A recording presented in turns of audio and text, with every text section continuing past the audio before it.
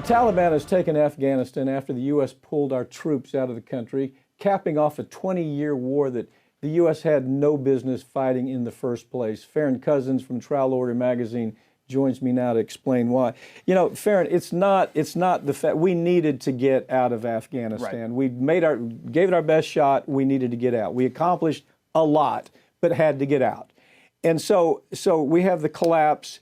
It's the exit strategy that is the issue here.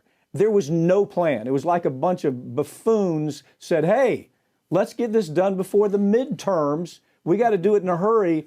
And look what's happened. You know, it's funny you use the term exit strategy because that's something we haven't heard since the Bush administration, when everybody at the time said, well, what's your exit strategy?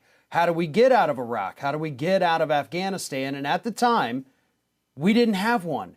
And apparently here we are, 20 years after the war began, and we still couldn't come up with a decent exit strategy to get our men and women out of this country. And like you said, it's like they rang a dinner bell and said, all right, everybody get out of here. Well, I mean, it is midterm. We're talking about midterm issues here. So this bonehead, General Milley, right, tells the public, we can do this. This is no problem. Biden joins in and says, oh, I'm not worried about the Taliban. We're stabilized enough. The president of the company loads up as much cash as he can get into his car and his helicopter, steals all the cash, leaves town. 90,000 Afghans who helped the United States for about 20 years stabilize that country. They all are now being hunted down by a pack of wild dogs, psychopath, wild dogs, door to door. They've got a checklist. They have a checklist, Farron. This is our exit strategy. Right, and we knew this is what would happen if we exited the country like this. And we had, like we said, more than enough time to do this. You go back to February 2020. That's when Trump, worked out this deal with the Taliban saying, listen, we'll release some of your prisoners. You agree to not attack us. You don't attack NATO forces. We'll be gone from the country in 14 months. Now, the issue with that deal, however, is that it obviously excluded the Afghan government. They were not involved in the negotiations or the discussions. So that was a big problem with it. But still, 14 months we'll be out of the country, which would have been April of 2021. So we had the time and we had the opportunity. This was something that should have been discussed very clearly during the transition period.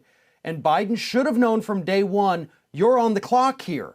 You've got to get this done. You have time. I mean, have time. That's the point. That's the point, isn't it? There was a bipartisan, you're familiar with this, there was a bipartisan committee that was put together to figure out how do we pull out of Afghanistan. Bipartisan. They came up with a plan. It was going to take 16 to 18 months. All right? The plan's been on the table a long time. The plan was, first of all, we have to create a beachhead. The beachhead is where we don't have Taliban that are attacking the airport as we're trying to get people out of the airport. The beachhead is you have enough troops to maintain some order. That was part of the plan. Now, MSNBC, this was incredible to me. MSNBC, I swear to you, reported that this is a really peaceful withdrawal. Did you see the report? This is a peaceful withdrawal. Why don't you give me your take on what the withdrawal looked like? It's utter chaos. It's madness. And this is, again, very predictable. We had been told if we just exit the country like this, that something like this could happen. But of course, as you pointed out, we've got the generals telling us, oh no, everything is under control. We've got this wonderful military that we've been training for 20 years. We spent $87 billion just on training that military. Right. We've got this good Afghan president, so don't worry, the government's secure. And the president left the country this week and, evacuated, just left the palace, I guess, for Taliban to come in. There's videos of them now hanging out in the gym inside this presidential mansion, having fun. One's got a rocket launcher on his back while they're doing exercises. This is almost a game to them, and they unfortunately appear to have won in Afghanistan. And I do want to make it clear, we had to get our troops out 100%. No question. But we've had 20 years to come up with a smart way to do it. And we just didn't do that. We didn't come up with anything. What kind of message is this to these folks that bet everything on the American occupation? We want to change Afghanistan for the best. We don't want these wild, rabid dog radicals in power, and so we want to help you, okay?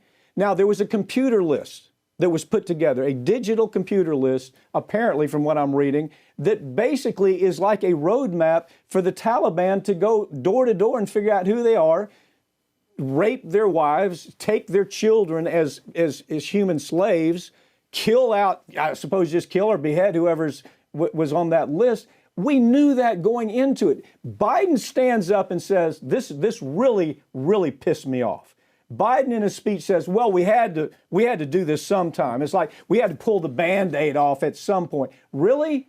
Okay, really? If you knew that and you knew the ending to this story, which apparently he did, he said this was never going to end well, basically. What for 8 years as vice president under Obama, why didn't they do it then? He's been in Washington for 45 friggin' years, okay? And he's telling us, well, we knew this was the inevitable ending. Really? We knew this was the inevitable ending, and you did nothing for 8 years as vice president? How many Afghans died during that period? How many U.S. soldiers died? How did we get so upside down because he couldn't make that decision 8 years ago, 10 years ago? Right, or even when he was serving as a senator, going along with these plans to invade Afghanistan. You know, and I think, unfortunately, one thing that's also been overlooked in all of this is the role of the Bush administration. Right. George W. Bush's name wasn't even mentioned this past Sunday on those Sunday political talk shows where all they did was talk about Afghanistan. And you cannot address this issue without bringing up the failures of that administration. Totally. Where you had them lying to the United Nations, lying to Congress, lying to one another, and of course lying to the public. The media helped them all along the way. Oh, yeah. CNN, Phil Donahue gets fired from MSNBC for saying daring this to is a speak bad out. idea. Right. Yeah. Fox pushing Yeah. it. So you had these cataclysmic failures all the way back in 2001, 2002, where it almost seemed like everybody was in unison to push this farce. And now it's so bad, it is literally, let me land this with this. The experts say it would take the 82nd Airborne, the full 82nd Airborne, just to get these people out alive. That's how serious it is. And this man stands up in a speech yesterday, where he, by the way, takes no questions. No questions. He gives this written speech and then walks away like everything's okay. Pissed me off so bad I can't even see straight.